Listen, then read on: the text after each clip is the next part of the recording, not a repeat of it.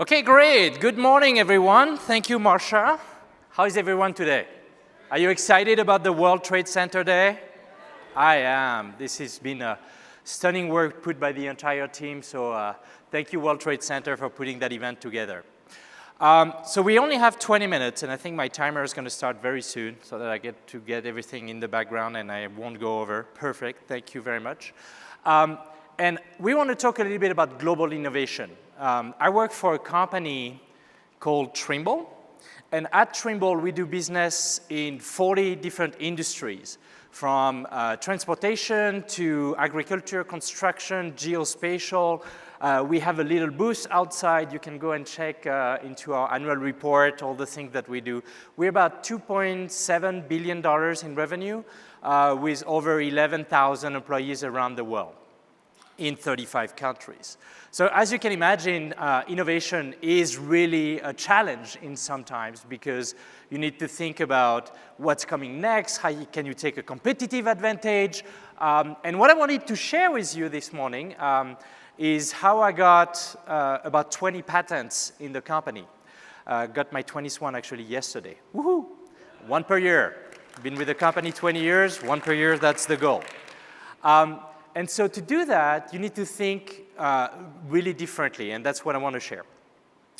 And in 20 minutes, I can't go over everything that we do on that. So I've taken one example so that I can share with you some insight and maybe give you a methodology in terms of applying that also for your work. If you're a larger organization, medium size, even a small startup, that can give you some really good ways of thinking and creating that. So let's start with one industry, the transportation one. And the reason I shared that is because there's been a lot of press around different things happening in that field. So hopefully a lot of you would be familiar with some of the subjects that I'm going to cover. So you always start with the biggest problem. Earth, and if you don't see anything too much there, you can move towards the middle if the screen is good, okay. We are going to be about 8.5 billion people on Earth by 2030, right? So that's a lot more people than where we are today, and it develops a lot of issues in terms of food and agriculture, but also transportation, because 60% of the population will live into what we call mega cities, right? And if you're not a mega city, you may become one. Actually, for us in Denver, we've seen a lot of traffic increase over the last few years, so transportation starts to be an issue for us too. And the way to think about innovation in transportation is to say, okay, well, we have this big problem. If you just try to tackle it, that's really hard, right? But let's get it into smaller pieces. So when we do transportation, let's think about where people live, like mega cities or smaller cities. So when you are in a city, downtown, it's really not a big issue, right? You don't really need a car. You have buses, light rail, bicycle available for you. You can go to work easily. It's very appealing for the millennials or the Generation X to be able to do that. So if you go crazy on innovation, you can think like, how can I do better with a bike? Well, I can create a turbo bike, right? Okay, it's maybe overkill, right?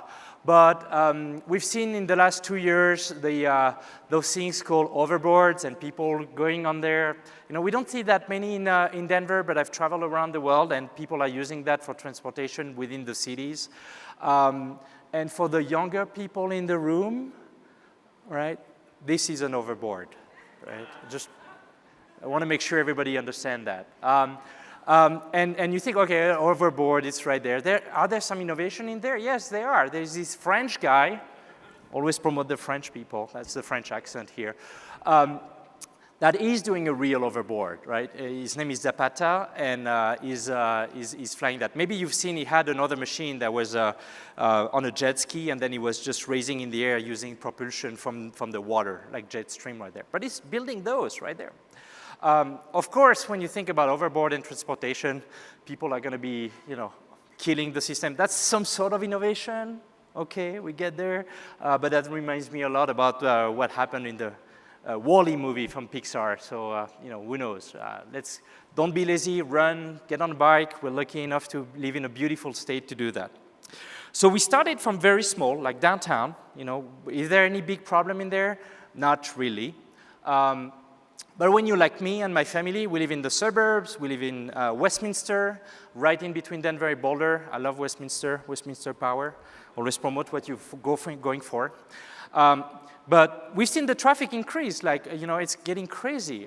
Just was in San Francisco last week, and one of my friends is doing like, oh yeah, today's my work from home day because I don't get to be for 3 hours in a bus to go to Mountain View and then 3 hours back. Of course, there is internet and everything on there, but it's a nightmare driving on 101 in San Francisco. So how do people like us, like families, live in a nice place, enjoy the place, and go to work where you need to work? Well, some people are thinking about that, you know. There are like those self-flying taxis that are going to come. The first test was done in Dubai last summer, and they're actually thinking of implementing it on a regular basis. You'll be able to fly into these autonomous quadcopters. Actually, last week there was a show in this convention center that had one of those on display. So you could actually see them. They were not working yet, but they're coming very soon. And, you know, people are thinking about, okay, well, it's good, you're going to land somewhere, but you still need to get somewhere, where Airbus is putting projects together about having those little pods being more autonomous. You'll be dropped somewhere, and then it's going to fly you somewhere else. I know a lot about these things because that's what we do at Trimble, promotion, ta-da, advertising. We do sensor fusion. We have GNSS, GPS, inertial system, and all those technologies are actually used for the autonomous vehicles to be able to get all the data together and detect where you are in space and avoid, hopefully, pedestrians and other people on there. There is a company, if you're interested into self-driving vehicles, that is located with the Panasonic building by the airport, and their name is EasyMile, another French company. It's World Trade Day, so we talk about all the world, everything.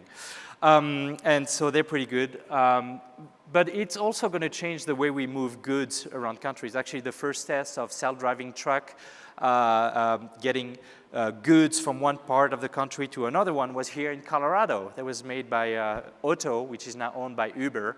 And that was Budweiser. They actually transported an entire truck of beers from Fort Collins to Colorado Springs, all of that autonomously. So I invite you to go and see this video. It's kind of fun to see the backup driver go in the back of the truck and just let the truck drive itself on I-25. And we've done a little bit of that. It's going everywhere. The autonomy is going everywhere. Tractors in the field, you know, drones, cars, transportation, trains, everything's going to go that way, which actually causes a problem. I'm thinking like, okay, what's going to be the next future? What could be the future? Well, you could think about self-driving cars as a service. I can't wait to have an app on my phone where I'll pay about, I don't know, between $500 and $1,000 a month. And instead of owning a car, there would be a mean of transportation as soon as I get out of my house that will take me to work, take me to go shopping, get me to Red Rocks and enjoy a concert. I don't need to have a car. My car and your car is probably sitting 98% of the time on a parking lot or in a garage. It's doing nothing, right? That causes some other issues. You need to think about, okay, the job and the social impacts right there, because we have about 3.5 million truck drivers in the US, as well as, you know, drivers of taxis, Uber, Lyfts, etc. So if all of us go full, just having an app and being completely autonomous, what are we going to do with these people? Just an open question here. Which actually, when you think about innovation, that's where I started. I started a company called GarageConverter.com. And guess what? When you don't have a car, I can transform your house and your garage into a swimming pool, a man cave, another room to enjoy the time right there. I just have the domain name. I didn't do anything in the back. That's just for fun. But those cars, talking about cars, they will be 3D printing. That's the first 3D printing car in there. So you see some innovation even on the platform that is coming up. And talking about 3D printing, that's going to change also the way we move goods. Actually, BP, British Petroleum, is estimating that by 2040, there will be a significant impact on the fuel consumption because of 3D printing. We won't have to move that many goods. We'll have to move materials, but then we'll build the goods on demand locally. So they actually are quite thinking about what's our mitigation strategy and how do we sell more fuel in other industries or go more green. So we talked about downtown, suburbs. What about cities to cities, right? When you move people there. So again, we're trying to think about the chain of thought in terms of innovation in that field. So we look at from smaller aspect to bigger aspects. Hyperloop, fun project.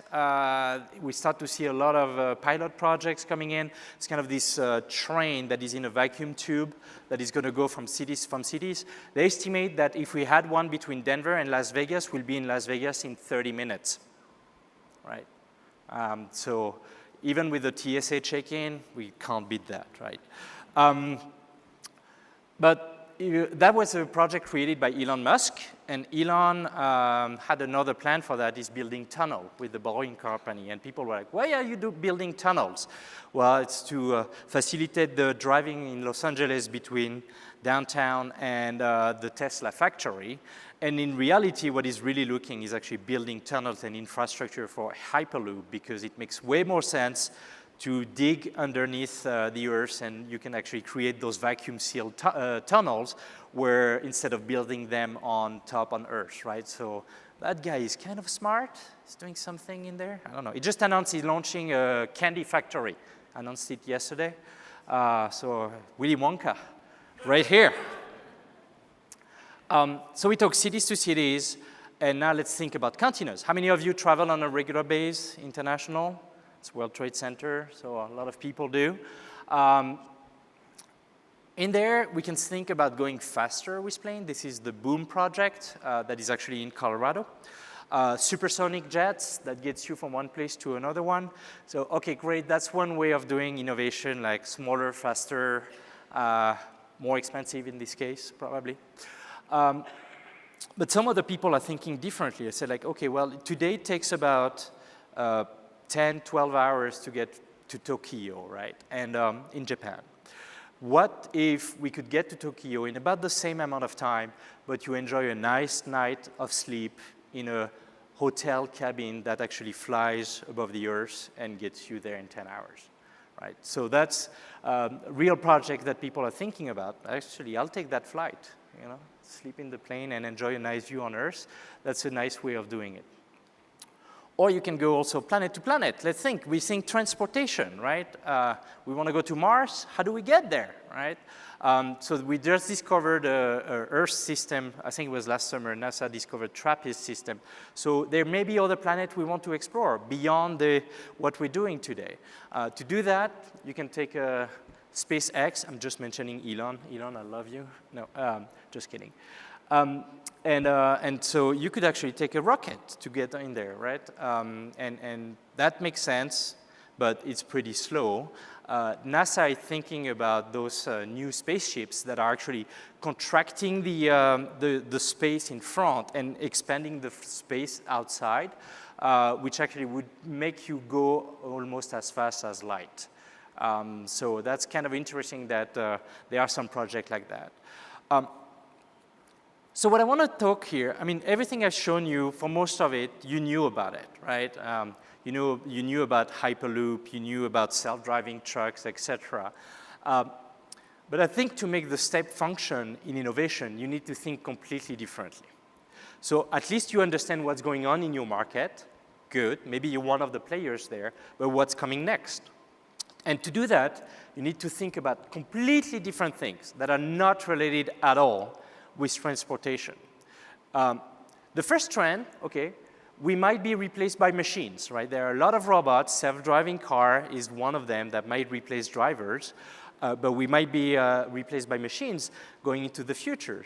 Well, to do that, to avoid being replaced by machines, we probably have to become machines too, in a way or another, right? So it's kind of, we can be enhanced, we can do other things, we can compete with the machine in a way. And studies shows that by 2045, we'll be able to connect our brain to a computer and download the entire thing that we have in our brain, including whatever you think, whatever you want to, your memories, etc., into a computer. Very serious scientists are working on that. Very large companies are working on that. Google, or their parent company, Alphabet, is now working on that, into transferring your entire brain into a computer. That's one trend. We talked a little bit about 3D printing, and it's estimated, and that's a very serious study by the Australian Institute of Cardiology of the Heart, that within 10 years, we'll be able to 3D print organ bodies, right? So today, you can already print like cartilage and bring, you need a new ear or something. They can actually 3D print it on your body, and then the skin is going to go over it, and you can just get a new ear. But body parts, no problem of the organ being rejected or something, because they're going to grow it and 3D build it based on your cells. So it's going to be fully compatible, right? So that's another trend that we've been watching too. But what does this mean for transportation, right? I mean, okay, the brain I can see competing with the machine. What about the body part? Well, if in 10 years we can print a body part, and by 2045, that's in 25, 30 years from now, we're able to download our entire brain into a computer, well, maybe in 25, 30 years from now, we'll be able to print a full body. And there would be actually teletransportation, like in Star Trek. And the reason is, well, you can download your brain into a computer, and then molecule by molecule, you're going to be destroyed. Hopefully, you have downloaded your brain before, right? But you'll be destroyed in one hand, 3D scan, so the machine is going to deconstruct you and analyze your body in 3D. And then on the other hand of the planet, in Tokyo, on the other end of, on Mars, or maybe another planet, they'll be sending the data and will be reconstructing your body molecule by molecule and retransfer your brain into it. Not unreasonable. Science and technologies are heading that way.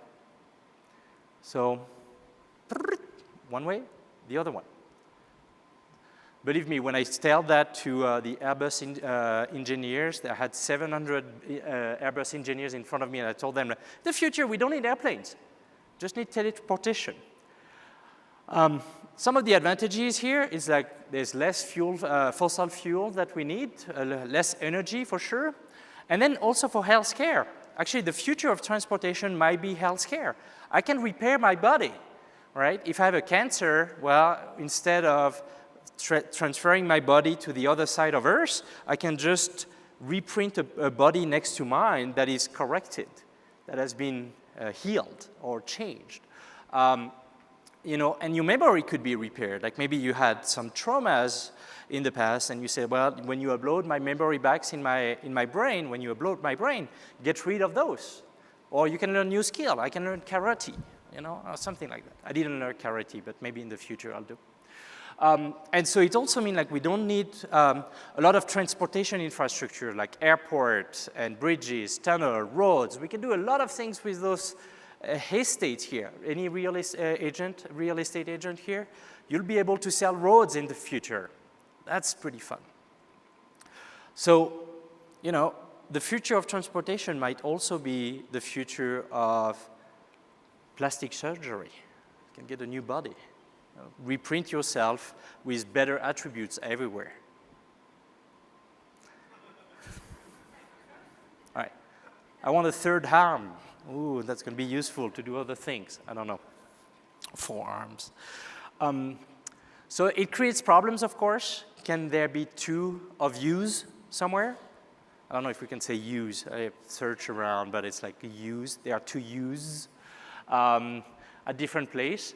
And it also means like we could have a bigger problem that 8.5 billion people on Earth we could have more than that because people may not be able to die anymore, may not want to choose a die. And you could just reprint a body at like 30-year-old or 35-year-old, and you get there. So that's what I wanted to share with you on the global innovation.